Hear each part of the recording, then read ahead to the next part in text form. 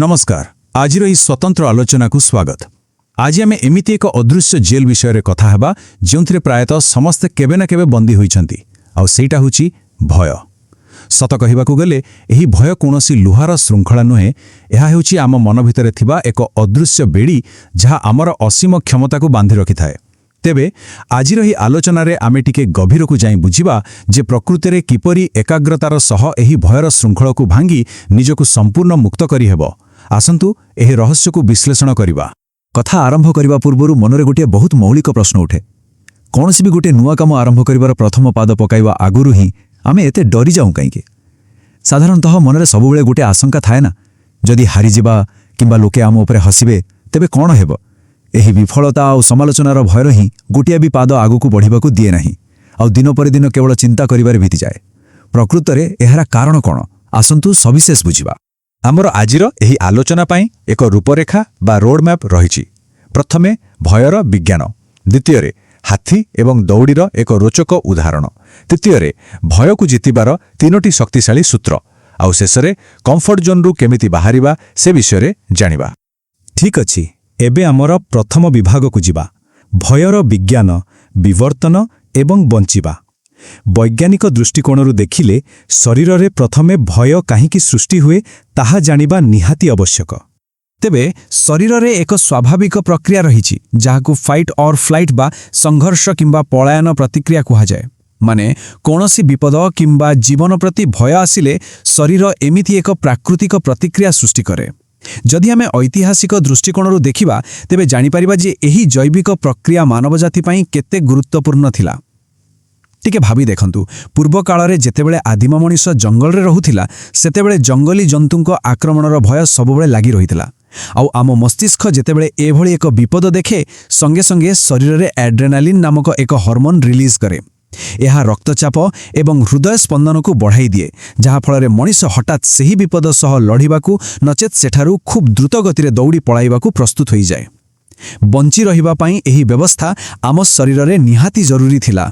वर्तमान एठारे सबुठार आकर्षणीय कथाटी हेउछि समय सहित आसीथिबा एही विराट परिवर्तन। आजिर आधुनिक जुगरे प्राचीन विपद जेमितिकी बाघ किंबा सापर भय सेतेटा नाही। आमको आउ जंगल रे शिकारी जंतुंक ठारू दौड़ी पलाइबार कोनोसी आवश्यकता नाही।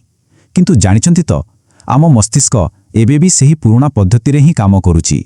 ब्रेन गोटिए शतशतिका बाघ एवं समाजर समालोचना मध्यरे थिबा फरक जानि पारे नाही।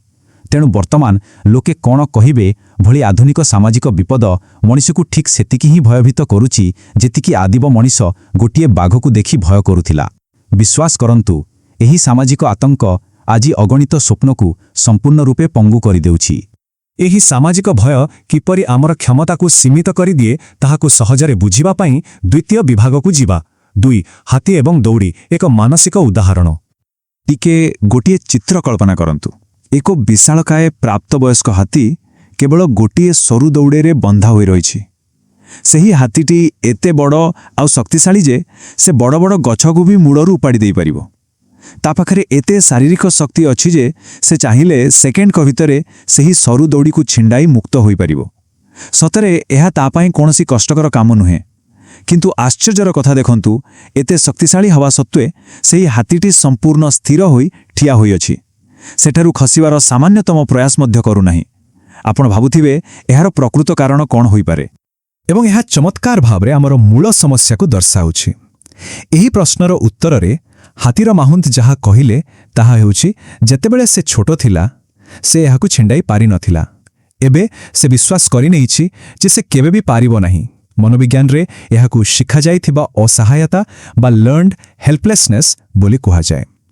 माने छोटो थिबा बेले हाथीटी बहुत चेष्टा करिथिला किंतु सेतेबेले दुर्बल थिबारु दौड़ी छिंडाई पारि नथिला।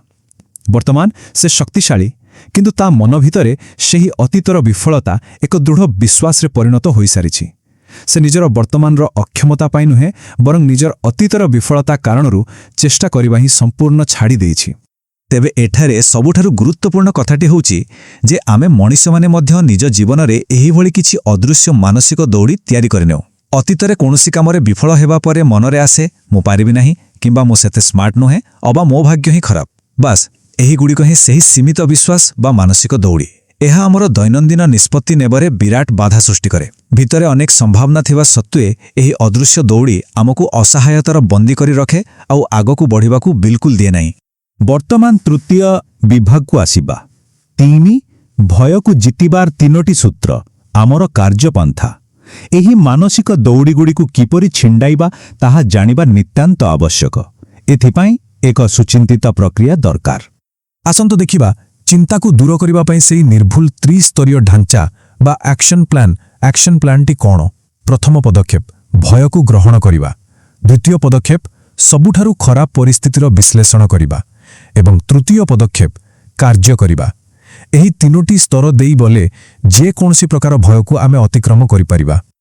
ତେବେ ପ୍ରଥମ ପଦକ୍ଷେପ ଭୟକୁ ଗ୍ରହଣ କରନ୍ତୁ। ଦେଖନ୍ତୁ, ପ୍ରଥମେ ଏହା ହୃଦୟଙ୍ଗମ କରିବା ଉଚିତ ଯେ ଭୟ ଅନୁଭବ କରିବା କୌଣସି ଦୁର୍ବଳତା କିମ୍ବା ତ୍ରୁଟି ନୁହେଁ। ଏହା ସମ୍ପୂର୍ଣ୍ଣ ରୂପେ ଏକ ସ୍ୱାଭାବିକ କଥା। ପ୍ରକୃତ ସାହସର ଅର୍ଥ ଏହା ନୁହେଁ ଯେ କେବେ ବି ଭୟ ଲାଗିବ ନାହିଁ, ବରଂ ଭୟ ଲାଗୁଥିବା ସତ୍ତ୍ୱେ ତାକୁ ସ୍ୱୀକାର କରି ପଛକୁ ନ ହଟି ଆଗକୁ ପାଦ ବଢ଼ାଇବା ହିଁ ହେଉଛି ପ୍ରକୃତ ସାହସ। ଯେପର୍ଯ୍ୟନ୍ତ ଆମେ ନିଜର ଭୟକୁ ଲୁଚାଇବାକୁ ଚେଷ୍ଟା କରୁଥିବା ନା, ସେତେଦିନ ପର୍ଯ୍ୟନ୍ତ ତାହା ଆମ ଉପରେ ହାବି ହୋଇ ରହିବ। ତେଣୁ ଏହାକୁ ମାନିନେବା ହେଉଛି ବିଜୟର ପ୍ରଥମ ପାହାଚ। ଦ୍ୱିତୀୟ ପଦକ୍ଷେପ ହେଉଛି ସବୁଠାରୁ ଖରାପ ପରିସ୍ଥିତି କ'ଣ ହୋଇପାରେ ତାହାର ବିଶ୍ଳେଷଣ କରିବା। ଭୟ ସହିତ ଟିକେ ଯୁକ୍ତିଯୁକ୍ତ ଭାବେ ପ୍ରଶ୍ନୋତ୍ତର କରିବାକୁ ପଡ଼ିବ। ଯେତେବେଳେ କୌଣସି ନୂଆ କାମ ପାଇଁ ଡର ଲାଗେ, ସେତେବେଳେ ନିଜକୁ ପଚାରିବା ଦରକାର ଯେ ଯଦି ସବୁଠାରୁ ଖରାପ ପରିସ୍ଥିତି ଘଟେ ବା ସମ୍ପୂର୍ଣ୍ଣ ବିଫଳତା ଆସେ, ତେବେ ବାସ୍ତବରେ କ'ଣ ହେବ?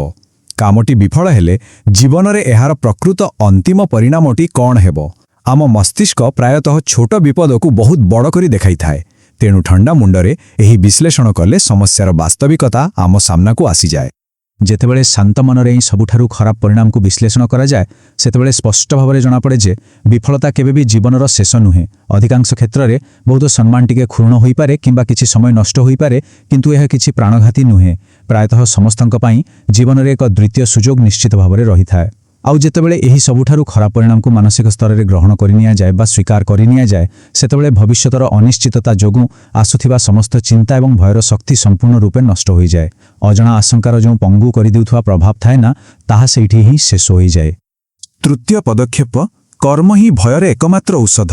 ଶେଷରେ ସବୁଠାରୁ ଶକ୍ତିଶାଳୀ ପଦକ୍ଷେପଟି ହେଉଛି କର୍ମ ବା କାର୍ଯ୍ୟାନୁଷ୍ଠାନ, ଆକ୍ସନ। ଯେଉଁ ଜିନିଷଟି ସବୁଠାରୁ ଅଧିକ ଭୟଭୀତ କରୁଛି, ସେହି ଜିନିଷକୁ ବାରମ୍ବାର କରିବା ହିଁ ଏହାର ଏକମାତ୍ର ସଠିକ୍ ଚିକିତ୍ସା। ମନୋବିଜ୍ଞାନରେ ଏହାକୁ ଏକ୍ସପୋଜର ଥେରାପି ବୋଲି କୁହାଯାଏ।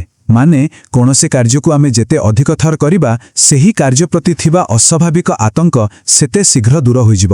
ବାରମ୍ବାର କାର୍ଯ୍ୟ କରିବା ଦ୍ୱାରା ମସ୍ତିଷ୍କ ବୁଝିଯାଏ ଯେ ଏଥିରେ ପ୍ରକୃତରେ କୌଣସି ବିପଦ ନାହିଁ ଏବଂ ଶେଷରେ ଭୟ ସମ୍ପୂର୍ଣ୍ଣ ଲିଭିଯାଏ। ଏହା ହିଁ ବାସ୍ତବତା। ବର୍ତ୍ତମାନ ଆମେ ଜାଣିଲେ କିପରି ଭୟକୁ ପରିଚାଳନା କରାଯିବ। ତେବେ ଚତୁର୍ଥ ବିଭାଗକୁ ଯିବା। 4 କମ୍ଫର୍ଟ ଜୋନ୍ରୁ ବାହାରିବା। ଏକ ନୂତନ ଦୃଷ୍ଟିକୋଣ। ଏହି ନିୟମଗୁଡ଼ିକୁ ଜୀବନରେ ଲାଗୁ କରିବା ସମୟରେ ମାନସିକତାକୁ ମଧ୍ୟ ବଦଳାଇବାକୁ ପଡ଼ିବ। ଏକ ଅତ୍ୟନ୍ତ ସୁନ୍ଦର ବିଚାର ବା ଦୃଷ୍ଟିକୋଣ ହେଉଛି ଭୟ କୌଣସି ପ୍ରତିବନ୍ଧକ ନୁହେଁ। ଏହା ଏକ ସୂଚନା ଯେ ଆମେ କମ୍ଫର୍ଟ ଜୋନ୍ରୁ ବାହାରି ନିଜର ବିକାଶ କରୁଛେ। ସାଧାରଣତଃ ମଣିଷ ଭୟକୁ ଏକ ଷ୍ଟପ୍ ସାଇନ୍ ବା ଅଟକିଯିବାର ସଙ୍କେତ ବୋଲି ଭାବିନିଏ, କିନ୍ତୁ ପ୍ରକୃତରେ ଏହା ବ୍ୟକ୍ତିଗତ ବିକାଶର ଏକ ଶକ୍ତିଶାଳୀ ସୂଚକ ବା ଇଣ୍ଡିକେଟର। ଯେତେବେଳେ ଭୟ ଲାଗେ, ଏହାର ଅର୍ଥ ହେଉଛି ଆମେ ନିଜର ପରିଚିତ ନିରାପଦ ସୀମା ଅର୍ଥାତ୍ କମ୍ଫର୍ଟ ଜୋନ୍ରୁ ବାହାରି ଏକ ନୂଆ ଏବଂ ବଡ଼ ପଦକ୍ଷେପ ନେଉଛେ। ମସ୍ତିଷ୍କ ଏହି ନୂତନ ବିକାଶକୁ ବିପଦ ବୋଲି ଭାବି ଭୁଲ କରିଥାଏ, କିନ୍ତୁ ବାସ୍ତବରେ ତାହା ଏକ ସମ୍ପୂର୍ଣ୍ଣ ସକାରାତ୍ମକ ପରିବର୍ତ୍ତନ। ଏକ ତୁଳନାତ୍ମକ ଚିତ୍ର ମାଧ୍ୟମରେ ଏହାକୁ ବେଶ୍ ସହଜରେ ବୁଝାଯାଇପାରିବ। ଗୋଟିଏ ପଟେ ଉପତ୍ୟକାରେ ବା ପାହାଡ଼ ତଳେ ରହିବା, ଅନ୍ୟପଟେ ପାହାଡ଼ ଚଢ଼ିବା। ଯଦି ଆମେ ପାହାଡ଼ ତଳେ ବା ଉପତ୍ୟକାରେ ସୁରକ୍ଷିତ ହୋଇ ବସି ରହିବାକୁ ବାଛିବା, ତେବେ ସେଠାରେ ଖସି ପଡ଼ିବାର କୌଣସି ବି ଭୟ ରହିବ ନାହିଁ ସତ, କିନ୍ତୁ ସେଠାରେ କୌଣସି ଉନ୍ନତି ବା ବିକାଶ ମଧ୍ୟ ହେବ ନାହିଁ। ଜୀବନ ଏକା ଜାଗାରେ ଅଟକି ରହିବ। ଅନ୍ୟପକ୍ଷରେ ପାହାଡ଼ ଚଢ଼ିବା ବେଳକୁ ଉଚ୍ଚତାକୁ ନେଇ ଭୟ ଲାଗିବା ସ୍ୱାଭାବିକ, କିନ୍ତୁ ଭୟ ଅନୁଭବ କରିବା ମାନେ ହେଉଛି ବାସ୍ତବରେ ପାହାଡ଼ ଉପରକୁ ଚଢ଼ିବା ଆରମ୍ଭ ହୋଇଯାଇଛି ଏବଂ ଆମେ ଶିଖର ଆଡ଼କୁ ଅଗ୍ରସର ହେଉଛେ। ଏହି ପଦକ୍ଷେପ ହିଁ ତ ସଫଳତାର ମାର୍ଗ ଦର୍ଶାଏ। ଏହି ଆଲୋଚନାକୁ ଶେଷ କରିବା ପୂର୍ବରୁ ଆସନ୍ତୁ ଏକ ଗୁରୁତ୍ୱପୂର୍ଣ୍ଣ ପ୍ରଶ୍ନ ଉପରେ ବିଚାର କରିବା।